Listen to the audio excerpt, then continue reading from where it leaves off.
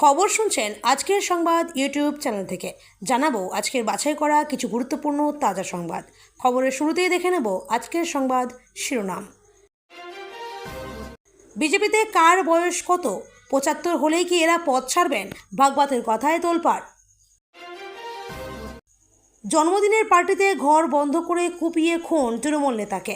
খুনের অভিযোগ উঠছে এক জমি মাফিয়া তথা তৃণমূল নেতার বিরুদ্ধে।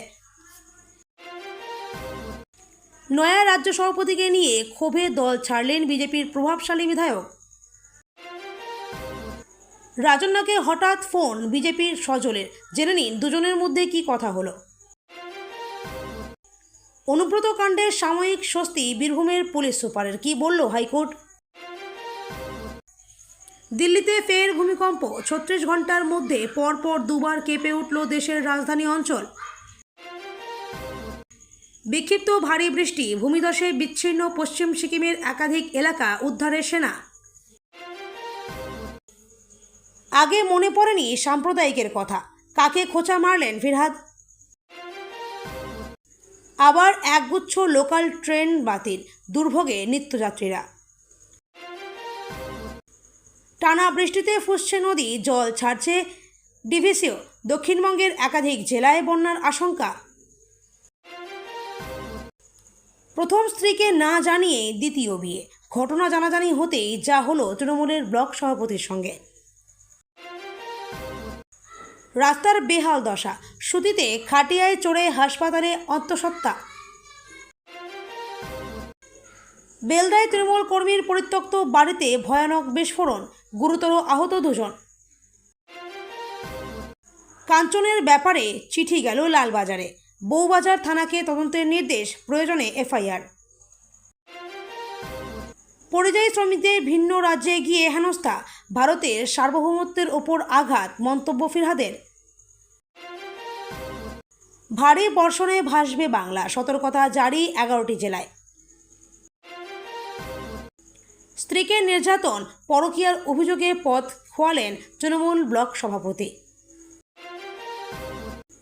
চিকিৎসককে হুমকি, কাঞ্চনের অপরাধ দেখছেন না বিজেপির রাজ্য সভাপতি, দিলেন ব্যাখ্যাও। নিয়োগ দুর্নীতির গোপন চিরকুট প্রকাশ্যে আনলেন সুকান্ত মজুমদার, হইচই রাজ্য রাজনীতিতে।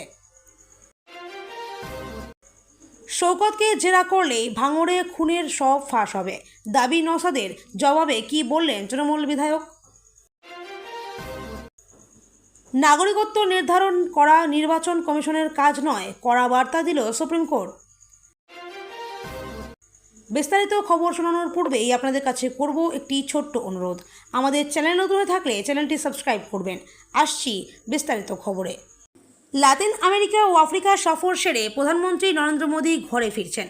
এরই মধ্যে আরএসএস প্রধান মোহন ভাগবত হাওয়ায় যে কথা ভাসিয়ে দিয়েছেন তা নিয়ে তোলপাড় সর্বভারতীয় রাজনীতি। কৌতূহল ছাড়িয়ে গেছে গোটা দেশ জুড়ে। 2025 সালে তবে কি কোনো বড় চমক অপেক্ষা করে আছে? ভাগবত বলছেন 75 বছর বয়স মানে বুঝে নিতে হবে সময় এসেছে সরে দাঁড়ানোর, নতুনদের জায়গা করে দেওয়ার। সরসংঘ চালকের এই কথার সূত্র ধরেই শুক্রবার কংগ্রেস নেতা জয়রাম রমেশ মোদীকে কটাক্ষ করে বলেছেন, এ কেমন হোম কামিং। প্রধানমন্ত্রী দেশে ফিরতে না ফিরতেই আরএসএস প্রধান স্মরণ করিয়ে দিলেন এবছর 17 সেপ্টেম্বর উনি 75-এ পা দেবেন। জয়রাম খোঁচা দিয়ে আরও বলেন, তবে মোদিজিও পাল্টা বলতে পারেন, ভগবত নিজেও তো 11 সেপ্টেম্বর 75 বছর পূর্ণ করবেন।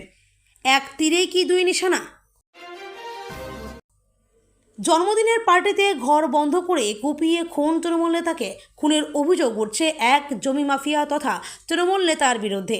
মাইনুল শেখ সহ বেশ কয়েকজনের বিরুদ্ধে অভিযুক্ত তৃণমূল নেতা মাইনুল শেখ কাজীগ্রাম গ্রাম পঞ্চায়েতের সদস্য।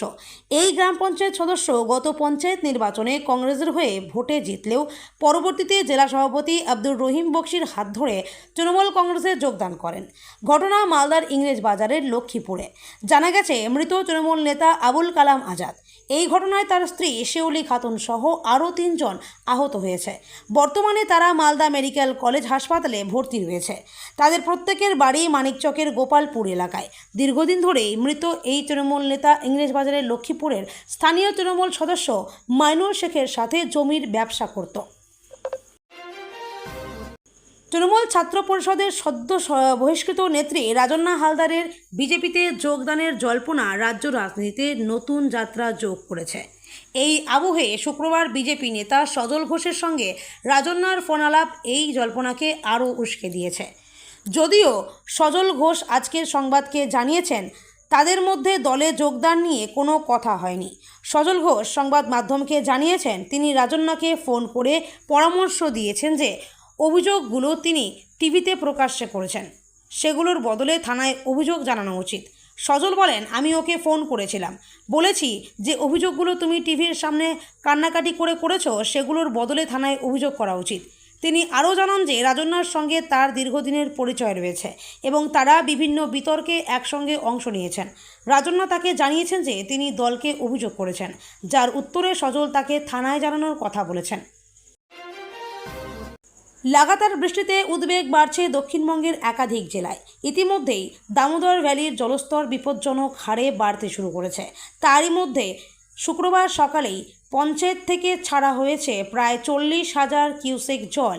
মাইথন থেকেও ছাড়া হয়েছে আরও 10,000 কিউসেক। সব মিলিয়ে দুর্ভাবনার মেঘ ঘনাচ্ছে দামোদর সংলগ্ন দক্ষিণবঙ্গের জেলাগুলিতে। আলিপুর আবহাওয়া দপ্তরের পূর্বাভাস বলছে শুধু তাই এই সপ্তাহে নয়, আগামী সপ্তাহের প্রথম দিকেও চলবে দফায় দফায় মাঝারি থেকে ভারী বৃষ্টি। এর মধ্যে দুর্গাপুর ব্যারেজ থেকে শুক্রবার সকালেই ছাড়া হয়েছে 53,025 কিউসেকের বেশি জল। বৃষ্টিতে জলের চাপে বিপর্যস্ত হতে পারে পূর্ব বর্ধমান, হুগলি, হাওড়া ও বাঁকুড়ার একাধিক নিচু অঞ্চল। ডিভিসি সূত্রে খবর, ক্রমশই বাড়ছে দামোদরের জল। দীর্ঘদিন ড্রেজিং না হওয়ার কারণে নদীর জলধারণ ক্ষমতা কমেছে। নদীর বুক জুড়ে জমেছে পলি, কোথাও কোথাও চড়া পড়েছে।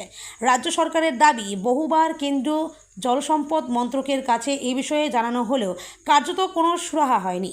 বিশেষজ্ঞদের মতে নদীর এমন পরিস্থিতিতে অতিবৃষ্টির সঙ্গে সঙ্গে অতিরিক্ত জল ছাড় বন্যা পরিস্থিতির আশঙ্কা বহুগুণে বাড়িয়ে তোলে।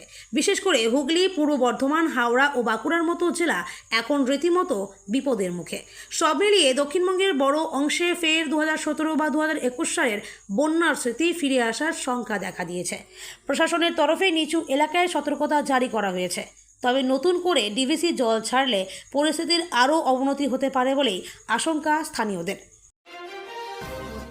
দক্ষিণবঙ্গে আজ ভারী বৃষ্টির সম্ভাবনা না থাকলেও পশ্চিম বর্ধমান, পূর্ব ও পশ্চিম মেদিনীপুর, ঝাড়গ্রাম, বাঁকুড়া, পুরুলিয়া এবং দক্ষিণ 24 পরগনায় বজ্রবিদ্যুৎ সহ বৃষ্টি হতে পারে। শনিবার থেকে বৃষ্টির পরিমাণ কিছুটা কমলেও রবিবার থেকে ফের বাড়বে। ঝাড়খণ্ডের নিম্নচাপ শক্তি হারালেও মৌসুমি অক্ষরেখা সক্রিয় হচ্ছে, যা রবিবার থেকে বাংলায় আরও শক্তিশালী হবে। উত্তরবঙ্গে রবিবার থেকে বুধবার পর্যন্ত ভারী বৃষ্টির সতর্কতা জারি হয়েছে, বিশেষ করে দার্জিলিং, কালিম্পং, জলপাইগুড়ি, কোচবিহার ও আলিপুরদুয়ার জেলায়। দক্ষিণবঙ্গের পুরুলিয়া, বাঁকুড়া, পূর্ব পশ্চিম মেদিনীপুর এবং দক্ষিণ 24 পরগনায় সোমবার ভারী বৃষ্টির সম্ভাবনা রয়েছে। আর্দ্রতাজনিত অস্বস্তি বজায় থাকবে, তবে বৃহস্পতিবার থেকে আবহাওয়ার সামান্য উন্নতি হতে পারে। আজকের খবর এখানেই শেষ হলো।